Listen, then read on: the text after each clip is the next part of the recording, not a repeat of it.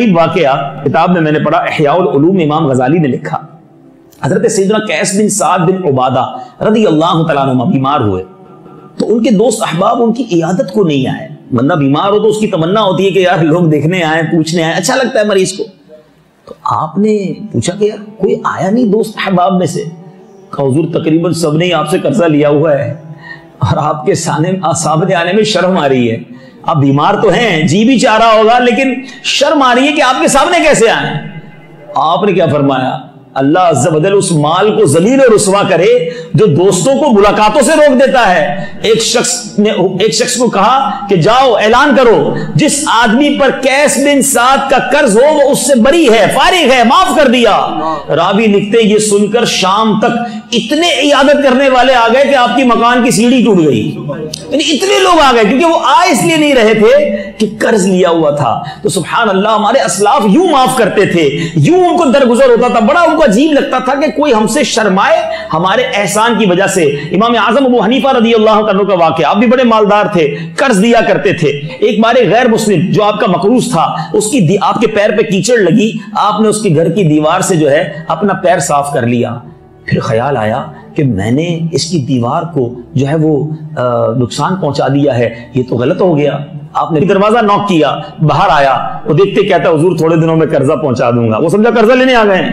امام اعظم کہتے ہیں میں قرضہ مانگنے نہیں آیا، تیرے گھر کی دیوار میرے پیر سے کچھ اس کا کلر خراب ہو گیا ہے، معافی مانگنے آیا ہوں۔ اللہ غنی، غیر مسلم تھا مگر ایک مسلمان امام کا یہ اخلاق دیکھ کر، ایک مسلمان امام کا یہ اخلاق دیکھ کر وہ غیر مسلم کہتا ہے حضور کیچڑ بعد میں صاف کیجئے گا، پہلے دل کی گندگی کو صاف کر دیجئے۔ کلمہ پڑھ کر مسلمان ہو گیا۔ تو یہ ہمارے اسلاف کا انداز تھا۔ دونوں طرف کی تربیت ہے کہ ہمیں مسلمانوں کے ساتھ بھلائی، نرمی کرنی چاہیے، اور جو قرض لے اس کو کیا کرنا ہے؟ وقت پر لوٹائے ورنہ گناہگار ہوگا۔ آج ہم بہترین لوگوں کی بات کر رہے ہیں۔ ایک اور خوبصورت حدیث پاک جو ہم سب کے لیے بڑی ضروری ہے، نبی پاک علیہ الصلوۃ والسلام نے ارشاد فرمایا خیر الجیران عند اللہ خیرہم لجارہ، یعنی اللہ عز و جل کے نزدیک سب سے بہترین پڑوسی وہ ہے جو اپنے پڑوسیوں کے لیے زیادہ بہتر ہو۔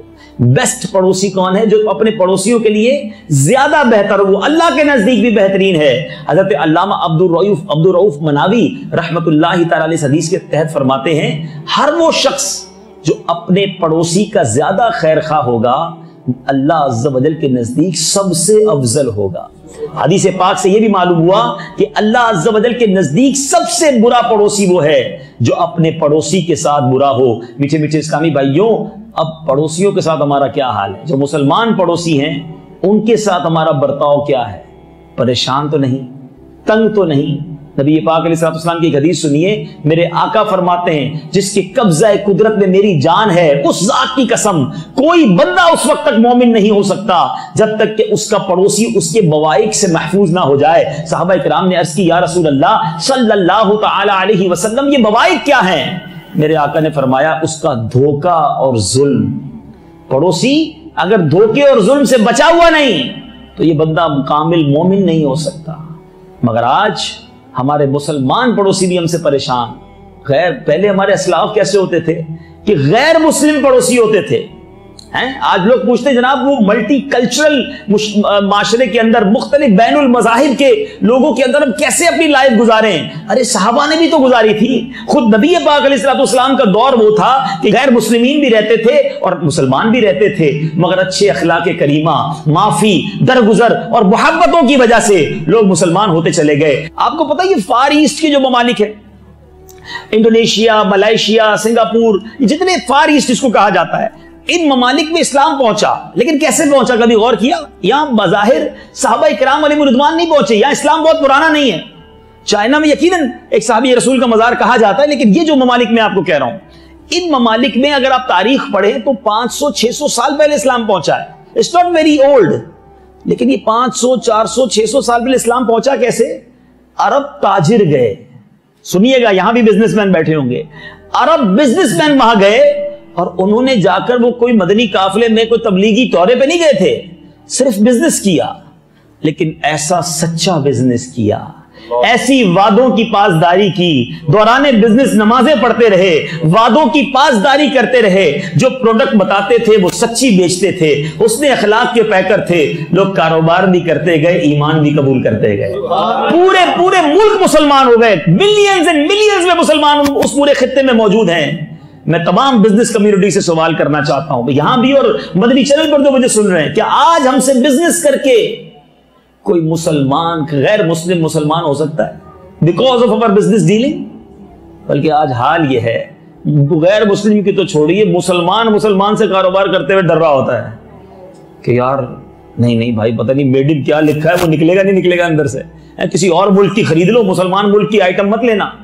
کتنا بڑا چانٹا ہے یار، ہم مسلمانوں کے لیے کتنی بڑی تکلیف کی بات ہے کہ آج کسی مسلم ملک کی پروڈکٹ خریدنے کے لیے ہمیں ڈر لگ رہا ہوتا ہے، یار اس سے بہتر ہے فلاں ملک کی خرید لو، یہ ہو سکتا ہے جو لکھا ہے نا یہ نہیں ہوگا۔ اپنے وطن کی بات کرتا ہوں، ہمارے وطن میں آپ تقریباً یہاں پاکستان سے آئے ہوئے عاشقان رسول ہیں، دل دکھتا ہے یار، کب توبہ کریں گے، کب اللہ کو راضی کرنے والے کام کریں گے؟ دوائیوں تک میں ملاوٹ ہو رہی ہے، حد ہو گئی نا، کہ مرنا نہیں ہے، اللہ کو جواب نہیں دینا، چند سکوں کے لیے جس چیز سے انسان کی جان بچتی ہے اس میں ملاوٹ، خوف خدا ختم ہو گیا۔ ارے یار سوچو تو صحیح، اتنا خوف خدا ختم، اتنا اللہ کا یعنی کوئی احساس ہی نہیں ہے، مرنا ہی نہیں ہے۔ خدا را میٹھے میٹھے اسلامی بھائیوں، ہم رب کو جواب دے ہیں۔ آج تھوڑے پیسوں کے لیے جو ملاوٹ کرتے ہیں، آج اپنی زبان سے اپنے کردار سے جو مسلمانوں کا نام برباد کر رہے ہیں، جی ہاں ہم کہتے ہیں غیر مسلموں نے ہمارا نام برباد کیا، بہت بڑا کردار ہم مسلمانوں کا ہے۔ اگر ہم اپنے آقا علیہ الصلوۃ والسلام کے طریقے پر چلنے والے بن جائیں، کیا یورپ، کیا امریکہ، کیا افریقہ، ساری دنیا میں لوگ کہیں گے یار کاروبار کرنا ہے تو مسلمان سے کرو، یہ سچے ہوتے ہیں۔ اے کاش ہم مسلمان ہمارے دین پر عمل کرنے والے بن جائیں، ایک بار پھر عظمت اور ایک بار پھر عروج مسلمانوں کو نصیب ہو سکتا ہے۔